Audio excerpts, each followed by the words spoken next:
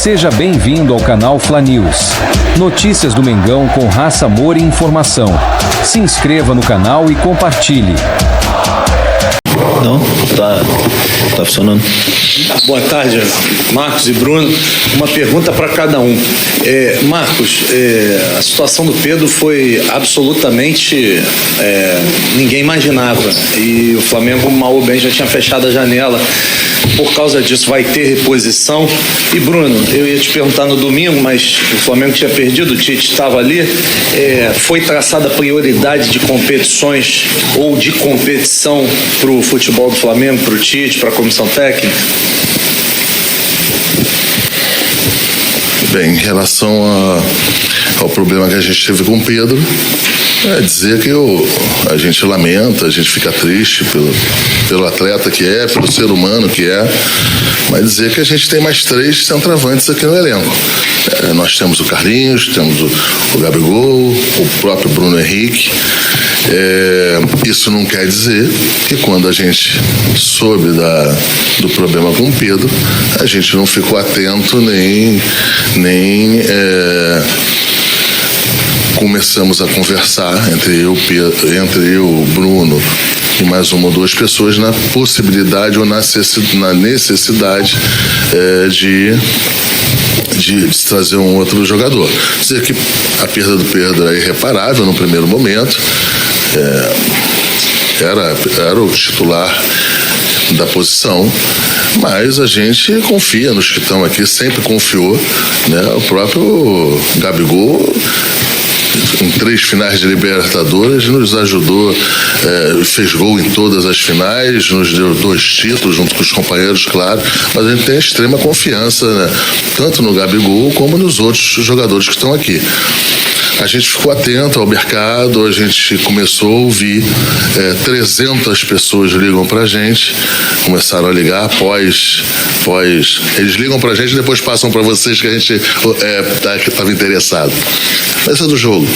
E a gente avaliou algumas situações, vem avaliando, mas essa decisão vai ser um pouquinho mais pra frente, com calma, que eu digo, se caso, de fato, a gente entenda que vai fazer uma contratação. Bom, primeiro, como o presidente e o Marcos disseram aí, desejar uma pronta recuperação ao Pedro, que mais do que um grande atleta, assim, é uma pessoa muito querida por todos aqui. Então, primeiro, a pronta recuperação a ele, como pessoa, como uma pessoa tão querida por todos que e depois, como atleta, ele vai ter todo o apoio e o carinho de todos nós aqui no Flamengo. Falando sobre as competições, o Flamengo não prioriza competições. A questão das lesões gravíssimas do Matias Vinha e do Everton Cebolinha nos fez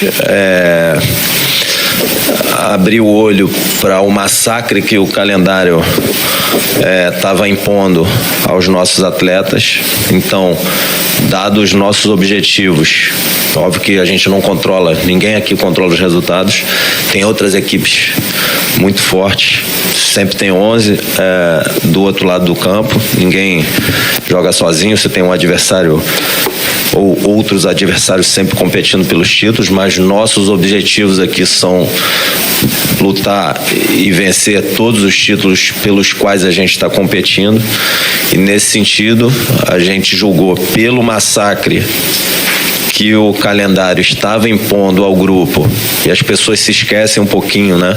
Depois que a coisa passa, durante a Copa América a gente teve uma série de atletas convocados, a data FIFA impõe esse mesmo, e aí você acaba desgastando mais ainda um elenco reduzido. Esse desgaste se acumula para a temporada, traz uma série de danos físicos. Você ter, agora eu não me recordo quantos atletas ali estavam convocados na Copa América, mas você perder 4, 4, 5, 6, 7 atletas num elenco, para a rotação do elenco e para o descanso e recuperação dos atletas é muita coisa. Dado esse massacre, além das reposições do Everton Cebolinha e do Matias Vinha, a gente trouxe mais 2 atletas. Então a gente trouxe o Carlos Alcaraz, trouxemos o Gonçalo Plata, o Michael e o Alexandro.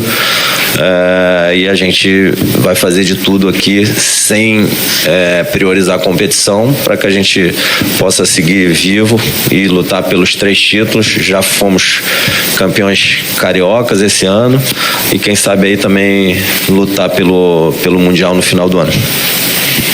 Próxima. Uma perguntinha para cada um, Marcos e Bruno. Marcos, se você pudesse explicar, por favor, como é que o Flamengo vai recorrer a um mecanismo de proteção em relação à questão do Pedro na FIFA, se tem uma possibilidade de CBF também via Lei Pelé, enfim, pudesse falar um pouquinho como é que o Flamengo vai se proteger financeiramente, porque a perda esportiva já aconteceu, financeiramente, como é que o Flamengo vai se proteger nesse período sem o Pedro. E para o Bruno, diante desses nomes até especulados, até nomes de renome internacional, Memphis, Depay, etc. O orçamento do Flamengo permite um investimento alto neste momento ainda para essa temporada, até diante de todos os jogadores que o Flamengo já contratou e já fez altos investimentos nessa temporada? Bem, em relação ao episódio do Pedro, eu posso informar para vocês que nós já solicitamos que o departamento jurídico do Flamengo entrasse no caso. Nós estamos reportando algumas informações que são informações que vão estruturar a parte jurídica do que o Flamengo vai pedir. Não é de uma hora para outra. A gente apresenta alguns relatórios médicos, apresenta alguns processos aqui dentro, para que isso aí seja inserido para o departamento jurídico inserir e fazer o requerimento para a CBF. Claro que isso aí não é uma decisão rápida, mas como a gente acredita no bom tom e no bom senso da CBF, eu acho que a CBF vai entender qual foi a perda do Flamengo.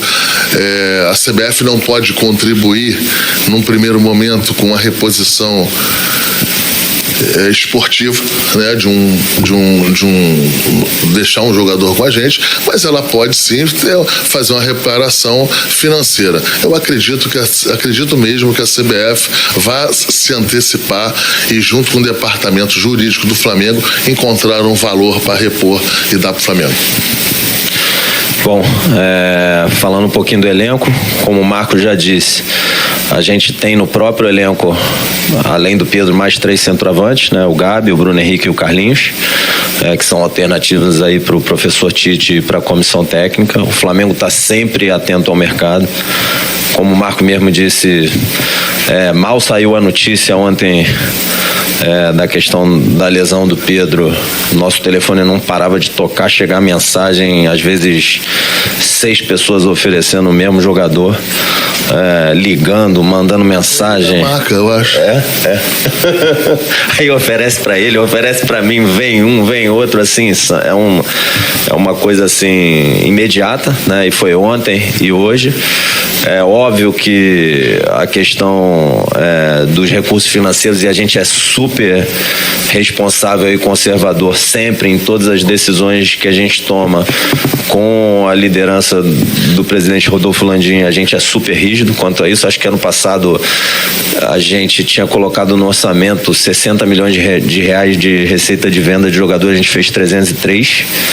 Na pandemia a gente vendeu o Reinier, vendeu o Gerson, vendemos o Rodrigo Muniz, vendemos o Yuri César, vendemos uma série de atletas que compensaram todas as perdas que o Flamengo, e acho que até superaram, porque o Flamengo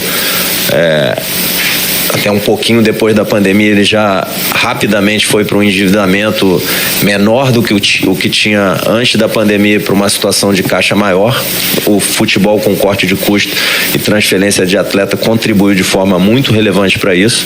Então, estou falando tudo isso para explicar que, óbvio, os nossos objetivos são esportivos, de conquistar título, de dar alegria ao torcedor, mas sempre dentro da maior responsabilidade financeira possível.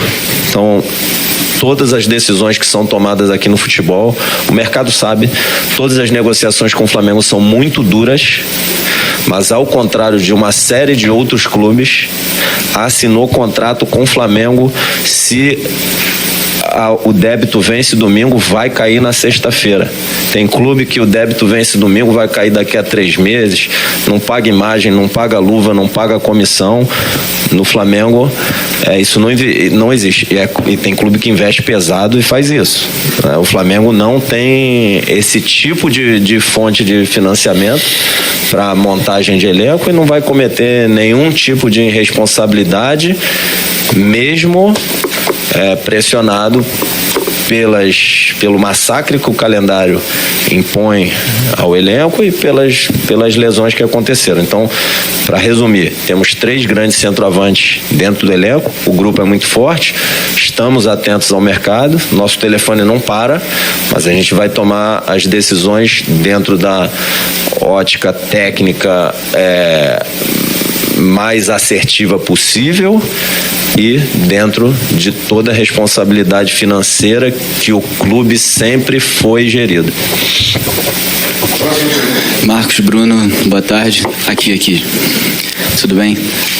Queria perguntar especificamente pro Marcos, porque foi uma janela foi uma montanha-russa muito grande. Inicialmente vocês tinham uma confiança no elenco, mas as lesões vieram tal, e em determinado momento vocês sofreram muitas críticas, especialmente o Marcos, que tem uma questão do vice de futebol amador, tal, que recentemente o BAP até foi num podcast comentar e enumerar uma questão de clubes da Europa que tem desse cargo. Eu queria entender como que você reage a essas críticas. Vamos lá. Primeiro, em relação ao que um candidato a presidente, que é o BAP, né, falou, em que o Real Madrid, que o Barcelona, que outros não têm vice-presidente, e com ele também não terá. Com ele também não vai ter nada, que ele vai perder a eleição. Essa é a primeira. Segundo, eu acho que é covarde a postura dele e eleitoreira. Por quê? Ele, quando chegou em 2013, ele nunca apresentou esse discurso para nenhum conselheiro do Flamengo, nenhum jornalista. Ele não apresenta esse discurso absolutamente para ninguém.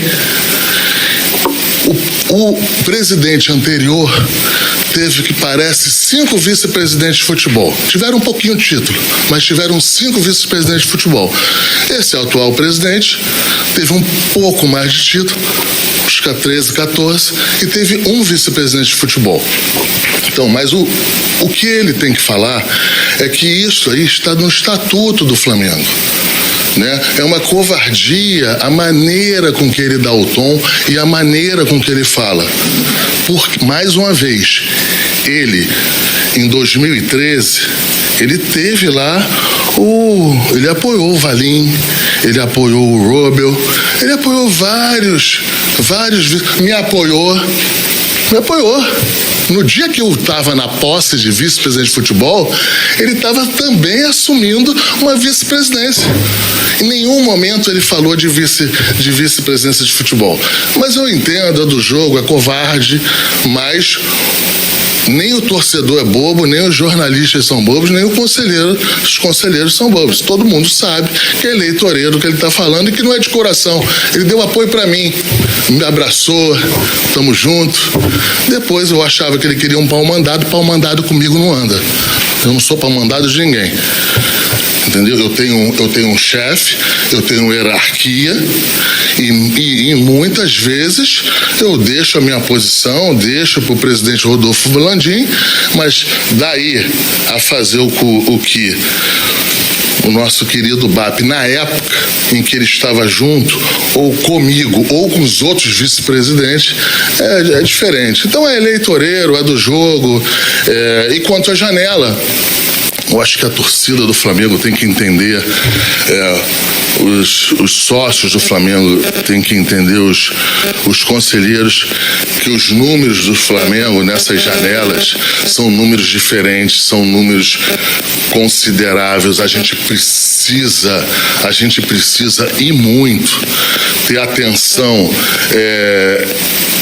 no que se está fazendo. A nossa concorrência em relação aos jogadores que a gente traz para cá são concorrências de outros clubes da América Latina, outros clubes da Europa, que também têm suas posições, também têm as suas necessidades em relação à parte esportiva.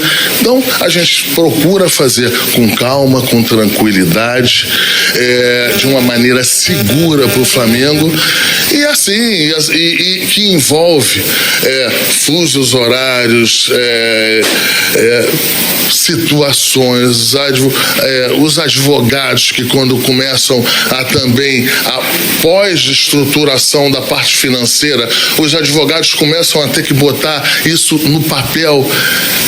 Requisitam A, requisitam B, a gente cede, às vezes o nosso jurídico não deixa a gente ceder A e B. Então, assim, é muito difícil, só que eu acho que a gente, nessa janela aí que passou e nas outras janelas, eu acho que a gente fez um bom trabalho. Um ponto também bem eleitoreiro e covarde que estavam se falando era na situação de que a gente não tinha contratado absolutamente jogador nenhum. Isso não era verdade. E a torcida do Flamengo disso sabe. A gente, no começo do ano, a gente adiantou essa janela. A gente trouxe o Alcaraz, a gente trouxe o Vinha, trouxemos o De La Cruz, o Ortiz. Então, eu acho que depois, num segundo momento, a gente complementa essa janela com Alcaraz, com os jogadores aí, o Alexandre, com o Michael, o La Plata. Então, assim, as pessoas têm que entender que quando a gente começa um processo, muito difícil de não vazar, porque quando você fala com a outra parte chega e tem que falar com a área de comunicação, com a área jurídica, falam com os parentes se querem ou não virem para o Brasil, porque é uma decisão de vida. O Alexandre, que estava aqui, ele não tinha que decidir só se queria jogar no Flamengo ou não. Lógico que ele queria desde sempre jogar no Flamengo, mas ele tem que ter uma decisão primeira, se ele quer morar no Rio de Janeiro e morar no Brasil.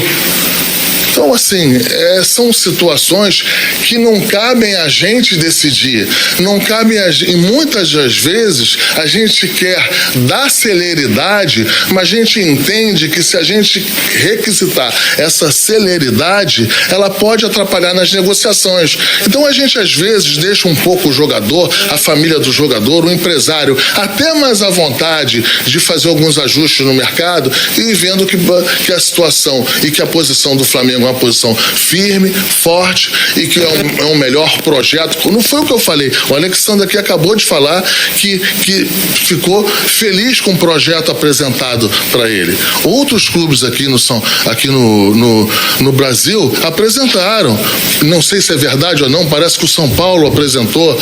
E ele, depois, num segundo momento, ele entendeu que deveria vir para cá.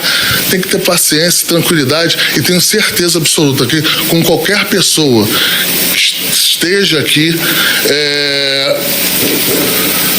vai precisar de tempo para as decisões, e independente de ser o amador, que querem sempre demonizar, ou o profissional. Os profissionais que passaram aqui são profissionais sérios. O Bruno é uma pessoa que é o meu parceiro desde sempre, é o profissional que mais ganhou, parece que no futebol brasileiro, nos últimos 5, 6 anos.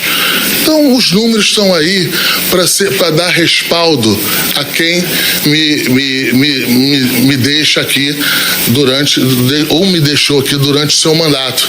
Porque parece que da maneira que foi, parece que foi uma tragédia. Tragédia a gente viu um tempozinho para trás aqui, que já tinha dinheiro, mas não tinha título. Só, assim, colocar um pouco outro ponto de vista. Eu acho que no futebol, na vida, não tem só uma maneira de você atingir os objetivos, né?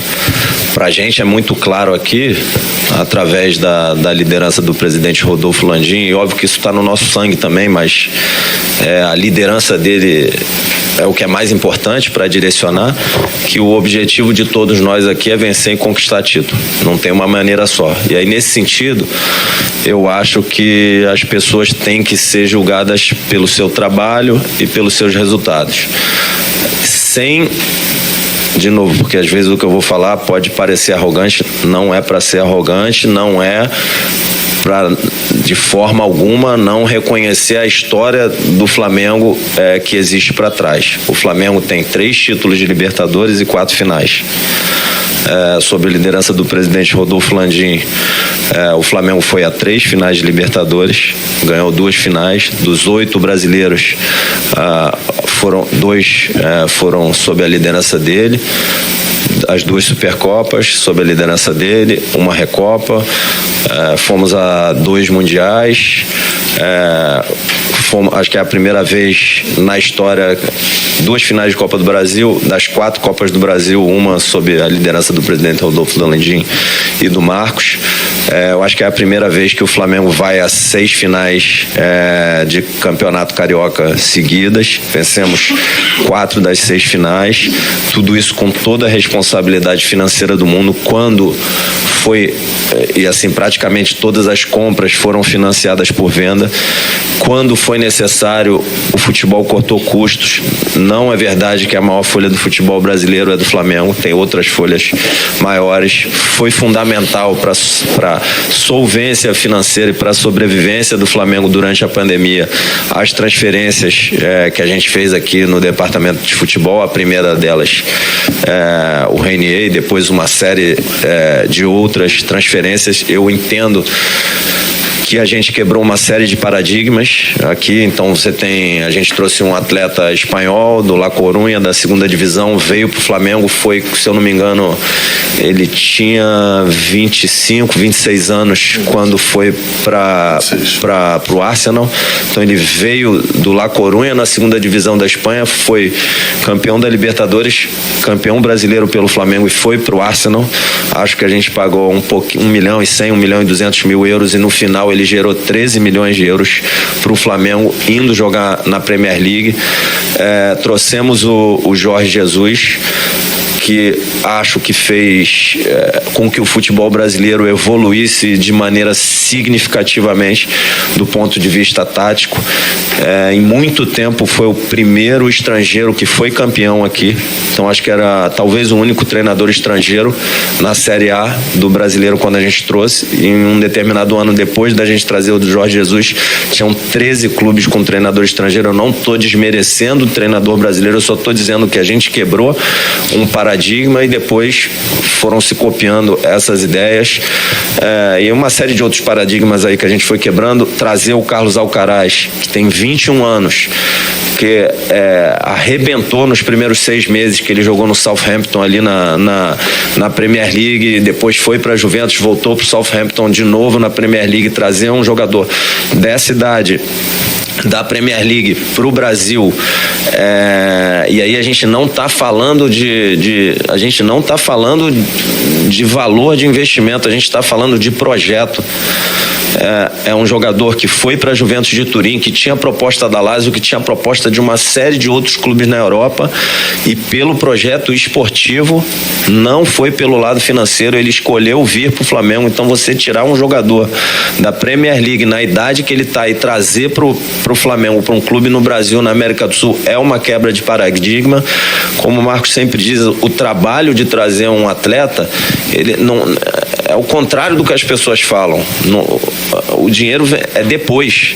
Primeiro você tem que convencer do projeto, tem que convencer do clube, da estrutura, parte esportiva, para a família dele, etc. E depois que ele está convencido é que entra o dinheiro. Ou vocês acham que o Flamengo pode competir com a Arábia Saudita, com o clube de Premier League, com o clube que joga Champions? Não tem como competir financeiramente com esses clubes. E depois a gente é muito responsável financeiramente. E não tenham dúvida que o sucesso esportivo é a base. E óbvio, todas as áreas do Flamengo são super bem administradas, muito bem tocadas, muito bem administradas, muito bem geridas, mas o sucesso esportivo é a base de todo o crescimento de receita do Flamengo. Então, quando o presidente Rodolfo Landim entrou no clube, a receita, se eu não me engano, era em torno de 500, 600 milhões de reais. Hoje, ano passado, acho que bateu 1 bi 300, 1 bi 400, 300 milhões de reais de lucro. O futebol, o sucesso esportivo, a qualidade do investimento, a assertividade de todos os atletas, isso é raríssimo no mundo. Que o Flamengo fez um investimento mais elevado, os atletas performaram, entregaram aqui para o clube, alguns foram para a seleção e tem toda uma estrutura de profissionais aqui dentro que colabora e dá suporte à comissão técnica, aos atletas, e todas as decisões que nós tomamos aqui, em última instância, o presidente Rodolfo Landim toma. Então você tem, por exemplo, uma área que a gente está fazendo muito investimento agora, que é uma área que tem crescido muito no mundo, é a área de análise de dados. Então tem toda uma área de TI que a gente está fazendo investimento por trás dessa área, e uma série já temos só aqui dentro do futebol 4 pessoas nessa área de análise de dados, e a gente trouxe um profissional de outro clube para ser o gerente dessa área de análise de dados. Então tem profissionais qualificadíssimos em todas as áreas aqui do clube, e que a gente vai sempre buscar aperfeiçoar, que sejam profissionais melhores. Tem alguns profissionais que saem para o mercado, 2 profissionais aqui que saíram para uma função, vamos dizer assim, hierarquicamente, que estava acima daquele que estava aqui para um outro clube, outro para a seleção brasileira. Então a gente trabalha muito na formação, na qualificação dos profissionais, e é através desse trabalho, é óbvio, sempre dá para fazer melhor, sempre dá para fazer melhor. A gente fica frustrado, a gente fica com raiva quando não vence, todos aqui. A gente queria ganhar tudo, mas a gente tem que ter muita frieza para analisar o trabalho, o desempenho, os resultados, para não tomar a decisão errada e não andar para trás. A gente tem que saber aonde a gente pode evoluir para o passo ser para frente, não agir somente com a emoção e instinto, sem estar baseado em dados e fatos para tomar a decisão. E assim, poderia ser melhor, sempre pode, mas eu acho que assim a gente conquistou bastante títulos ao longo desse ano. As razões estão aí. A razão principal, ela não é financeira, são uma série de decisões que foram tomadas em termos de assertividade em diversas áreas aqui do futebol, da qualidade, da capacidade das pessoas que estão aqui dentro, das decisões do Marcos, do presidente Rodolfo Landim, e eu sou grato ao Reinaldo Belotti, ao Marcos e ao presidente Rodolfo Landim pelas oportunidades e pelo apoio que sempre me deram, e pelo privilégio que eu tenho de estar no cargo que eu estou, no clube que eu estou. E agora é continuar trabalhando, e depois de conquistar o Campeonato Carioca esse ano, espero que a gente possa seguir lutando e trazer os títulos que estão pela frente aí, quem sabe um sonho de mais 4 títulos esse ano ainda. A gente tem tempo aqui para mais 2, talvez. Obrigada. Bruno, vou direcionar você porque você respondeu um pouco disso anteriormente, mas Marcos, fica à vontade para falar. Você comentou que o Flamengo vai seguir com essa prioridade das 3 competições, né? No caso, não vai priorizar nada, vai continuar em busca dos 3 títulos. Eu queria entender se isso é uma decisão do futebol só, eu falo futebol, você, mas o presidente Rodolfo Landim e o Marcos, ou isso também é uma decisão em conjunto com a comissão técnica? Olha, o direcionamento de priorizar ou não priorizar é sempre uma decisão do clube, né? Então, a decisão do clube é não priorizar. E, por exemplo, quando se fez o planejamento desse ano, a gente colocou para o Tite que o Campeonato Carioca era uma competição, porque eu vi que fizeram perguntas em algumas coletivas, era uma competição que o Flamengo priorizava e desejava vencer, e assim foi feito. E aí o que a gente tentou fazer agora na janela, trazendo esses 4 atletas, vendo o massacre que o calendário estava impondo ao elenco, somado às 2 lesões gravíssimas, trazer atletas para que o nível competitivo dentro do elenco possa se elevar ainda mais, para que o Tite tenha ainda mais alternativas durante o jogo ou durante o calendário, e a gente possa ter um elenco suficientemente grande para brigar pelas 3 competições. Depois, óbvio, o Flamengo não joga sozinho, tem os adversários também investem, tem grupos muito qualificados, são clubes aí que vão brigar pelos títulos também, mas a gente de forma alguma vai priorizar a competição. O que às vezes as pessoas não entendem é que o treinador coloca sempre em campo a melhor equipe possível disponível. Então, para dar o exemplo de novo, quando um atleta joga 3 jogos em 6 dias, além do risco de lesão, que é uma questão mais clínica do departamento médico, o desempenho do atleta naquela 3ª partida em 6 dias é levado em conta pelo treinador para que ele tome a decisão da escalação. Então tem inúmeros exemplos aí de atletas do mais alto nível possível que no 3º jogo, no 6º dia, desempenharam em nível técnico, físico, tático, mental de uma forma muito abaixo. Isso é um fator que o calendário traz, e aí o treinador tem que tomar uma decisão. E também, assim, o calendário impôs esse massacre, somado às seleções, tem uma série de decisões aí que, pelas lesões e por esse massacre do calendário, o treinador teve que tomar, que nada tem a ver com priorizar uma competição ou outra. O calendário, as lesões, o cansaço e a performance que impuseram. E, de novo, o professor Tite já falou isso, a gente é muito grato e elogia muito o comprometimento dos atletas que se colocaram à disposição no momento que se fez necessário pelo massacre do calendário e pelas demandas das seleções que desfalcaram de forma muito severa o Flamengo para executar outras funções que por vezes eles não executavam há muito tempo nas carreiras deles ou nunca tinham executado. Isso aí foi fundamental para que o grupo, junto com o treinador, a comissão técnica e todos nós, pudesse levar o Flamengo na posição que ele está, de estar apto a brigar pelos 3 títulos. Braz Spindel, vocês falaram aqui que estão avaliando o mercado e vão avaliar se vai haver ou não a necessidade de contratar mais um reforço. Eu queria perguntar em relação a prazo. O prazo de inscrição na Copa do Brasil até o dia 9 de setembro, segunda-feira, a Libertadores é até a sexta-feira que vem, dia 13, e no Brasileirão até o dia 20. Caso vocês detectem essa necessidade de contratar mais um reforço para a posição de centroavante, com que prazo vocês trabalham? Obrigado. Bom, vamos lá. Primeiro, a Libertadores tem as inscrições para as quartas e depois tem para a semi, né? Então, a gente já contratou 4 atletas e vamos ter que definir 3, né? A Copa do Brasil, obviamente, é até o dia 9, e o Brasileiro também, você já disse, assim, o prazo obviamente, a última delas. Mas, de novo, assim, na nossa visão, hoje, o elenco tem 3 peças ali, 3 centroavantes, que vão fazer a posição do Pedro, de altíssimo nível, que a gente confia muito.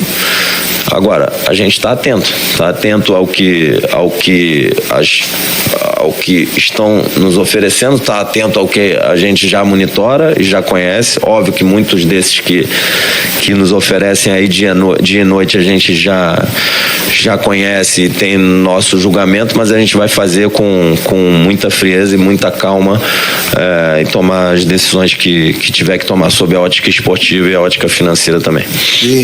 Eu vou aproveitar aqui porque a gente também está falando para um grande público, dizer o seguinte, que a gente não só está atento, como é uma obrigação nossa a gente estar atento depois que aconteceu o acidente com o Pedro. Mas deixar claro aqui que a possibilidade de contratação, eu sei que vocês todos sabem aí, mas a gente está mandando aqui mensagem aqui, comunicando, e eu acho que quem faz a comunicação, que é o responsável por ela, dizer para a grande torcida do Flamengo que a gente só pode contratar agora jogador que não esteja sob contrato, né? Jogador que está livre no mercado. E isso aí você gera uma impossibilidade enorme de opções que você fica um pouco engessado. Então deixar claro aí para todo mundo que a nossa possibilidade é de fazer, a pequena possibilidade é de fazer contratações com quem não esteja sob contrato. Eu acho que é importante a gente passar isso para os torcedores, para a torcida, para alguns conselheiros, deixar claro que não é erro de planejamento, né? Não teve erro de planejamento. As lesões foram uma fatalidade, né? A gente teve uma série de lesões que, infelizmente, a gente tem que se submeter a elas. Lógico que, enquanto teve tempo, quando a gente pôde fazer o planejamento e recorrer, a gente foi e automaticamente fizemos as contratações correndo. Nesse momento, a gente não tem tantas opções. Obrigado. É isso, gente. Obrigado. Obrigado a todos. Amanhã, Alcaraz, 13 horas. Não esqueça de seguir o FlaNews, curtir o vídeo, compartilhar com os amigos e ativar o sininho das notificações para ficar sabendo de tudo sobre o mais querido do mundo. Valeu! Até a próxima!